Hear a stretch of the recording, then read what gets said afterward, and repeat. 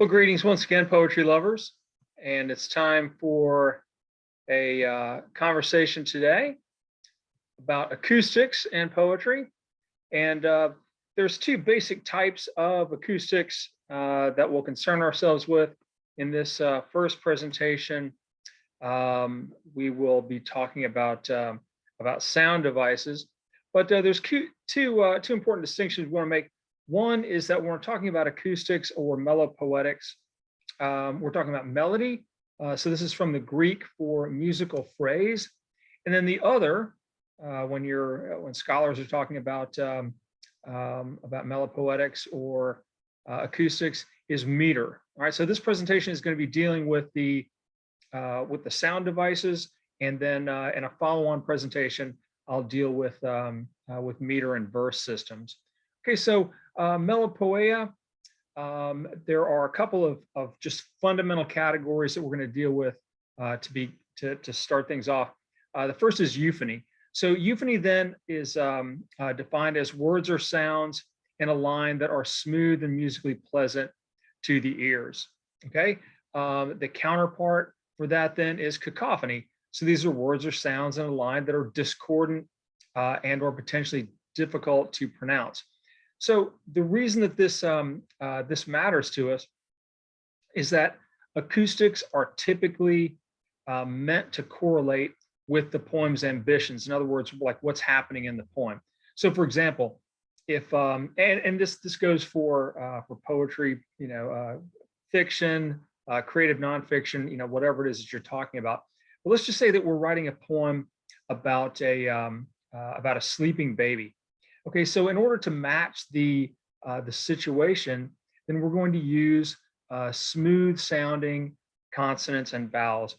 For example, M's and N's and long O's, like the oo sound that you would typically get, like the sounds that you would make with respect to a small child. When you think about baby talk, mama and dada, these are the sounds that are easy for the child to say. And again, they are euphonious. Now, if in your poem, the German Shepherd, the family pet, gets riled up and comes into the room barking, okay? So even in the word barking, you've got the plosive B, you've got the R and the hard K sound, and even the ing, that long syllable of the I with the gerund ending. It sounds discordant. And so a good poet is going to match the sounds with the situation, okay? All right, so we're now going to head into a discussion of the various types of sound devices. These are our formal sound devices.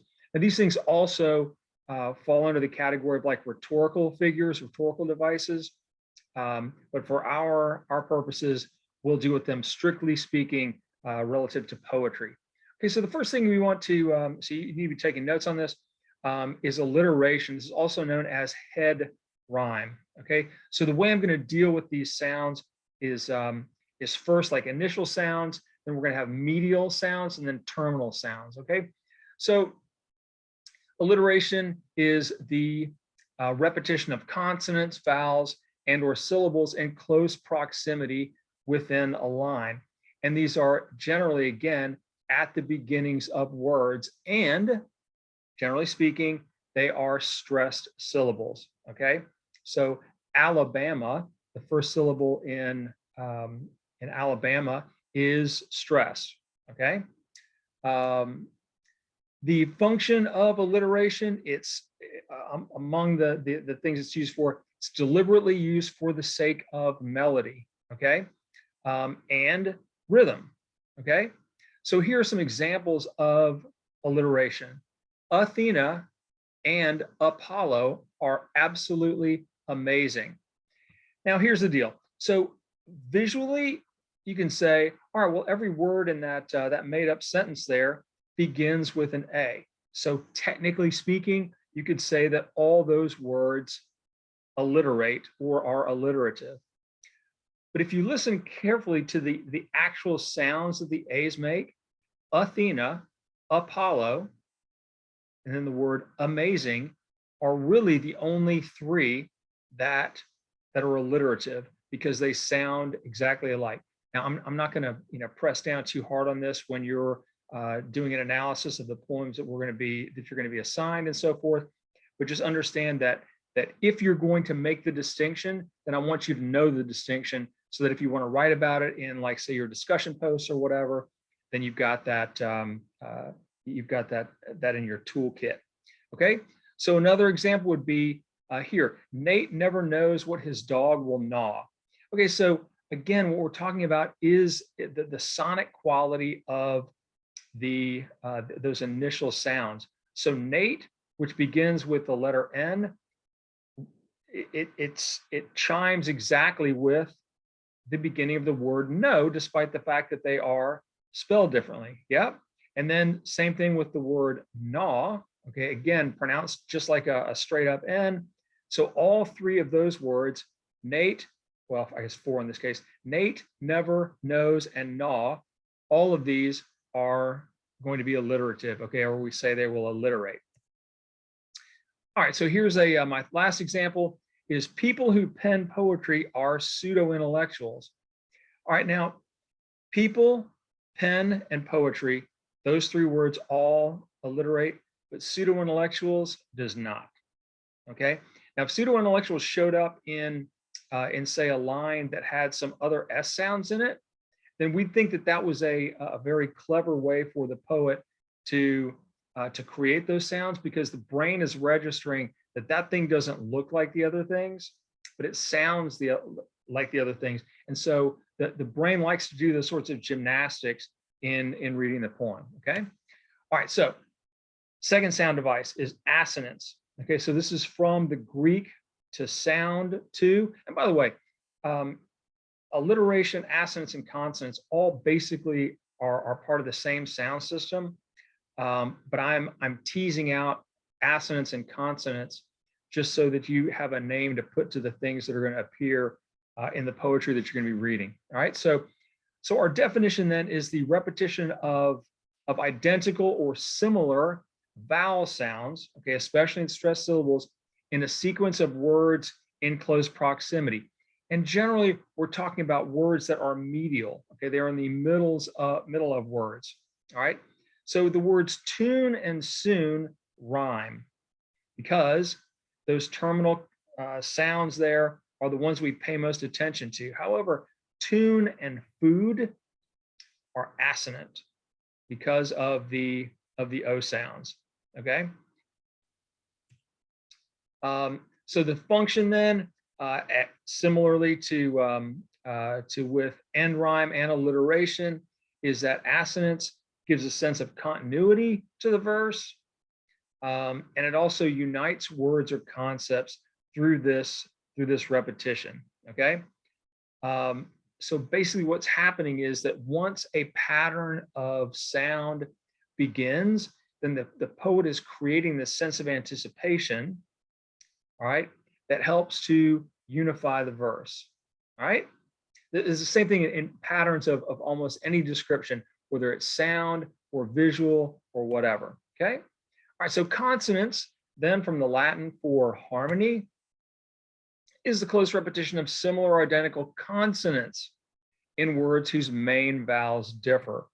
So here we've got pitter and bitter, just like in the earlier slide when we were talking about assonance, those rhyme, but pattern and brutal and latte are consonant, okay? So just wanna make sure that you get that distinction. All right, so the function, just like with assonance and with alliteration, consonants creates this music, okay? It's aesthetically pleasing, and it also unifies through this sort of sonic repetition, okay? So now here's a good example of how a poet might put sounds together. And this is a line from Shakespeare's Sonnet 12. When I do count the clock that tells the time.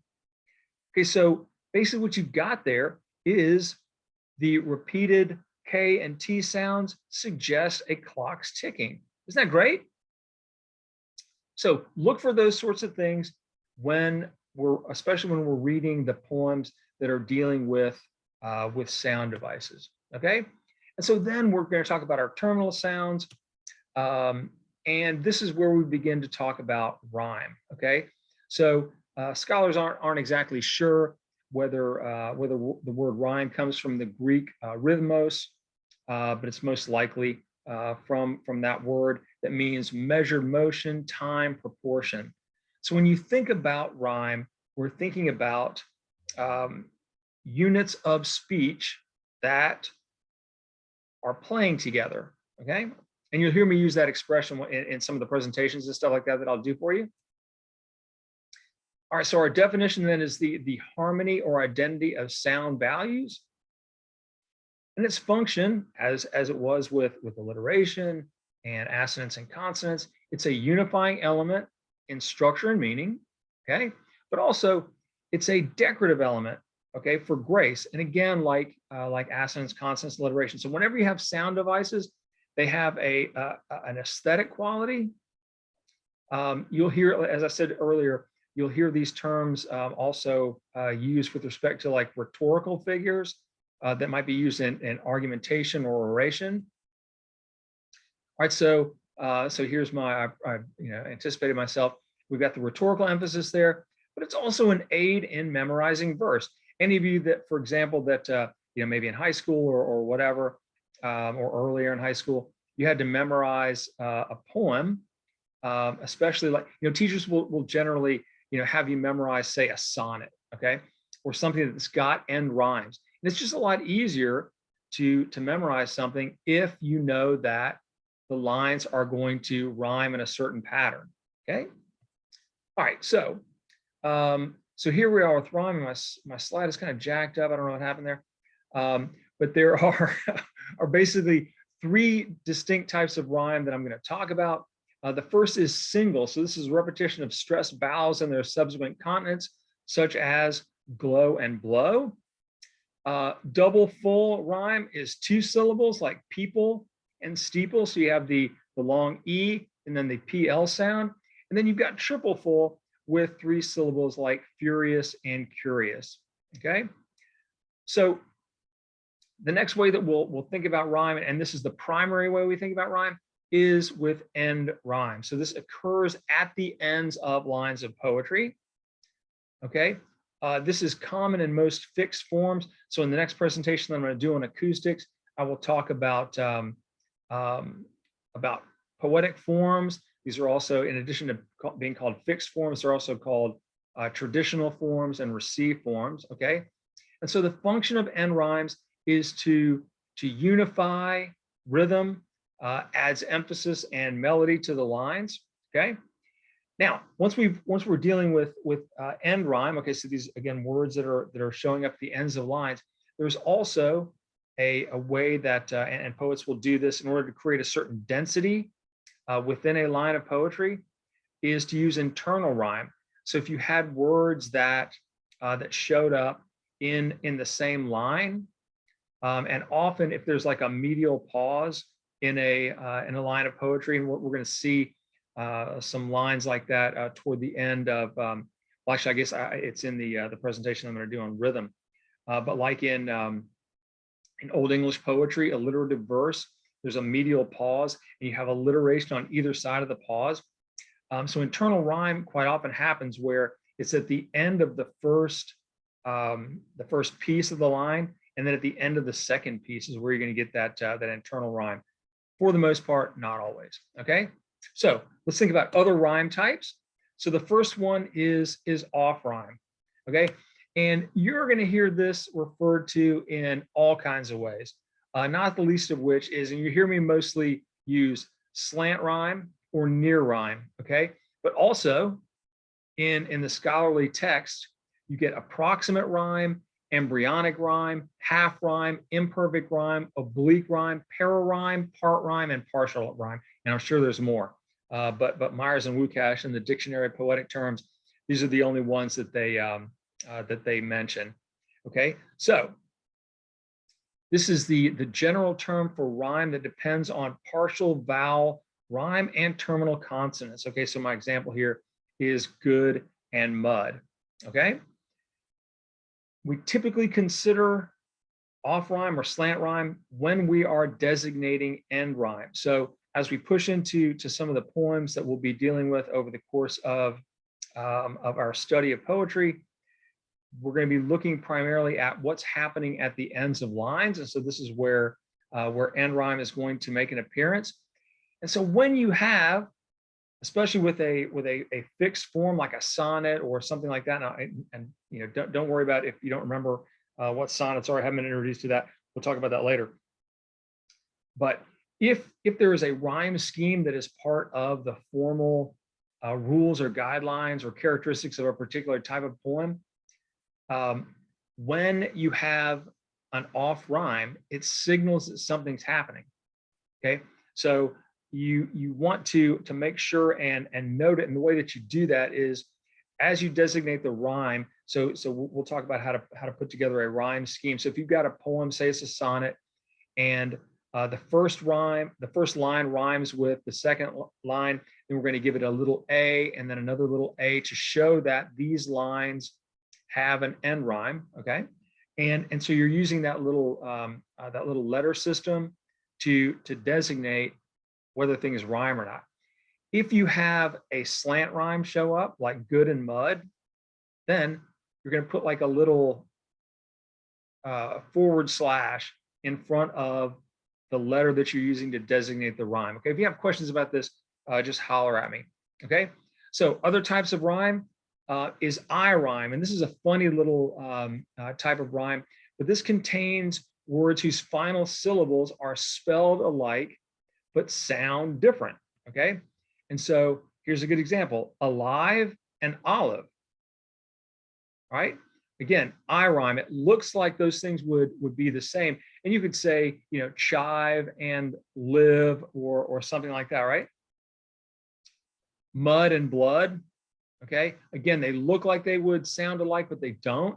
And then here's just to blow your mind. Okay, the O-U-G-H ending. Look at this: 5 different ways to pronounce words that end in O-U-G-H: cough, tough, though, through, and bow. I mean, and there's probably more. I couldn't think of it. Right. So if you had, so let's say you're writing a poem and you are bound by a particular form to like to have the ends rhyme, just to demonstrate a facility with the language, you might use I rhyme as a way to meet the standard of the poem. Okay, but also generate some interest in the mind of your reader. Okay.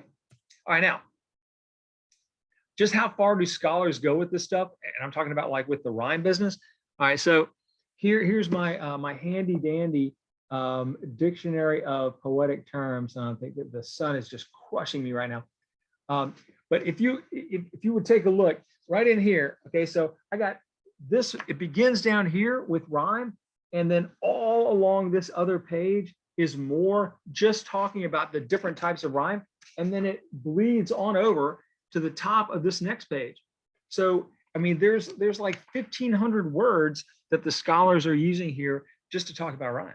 All right, so it's an essential part of poetry. All right, so if you have questions about this, holler at me, and hope you enjoy the presentation.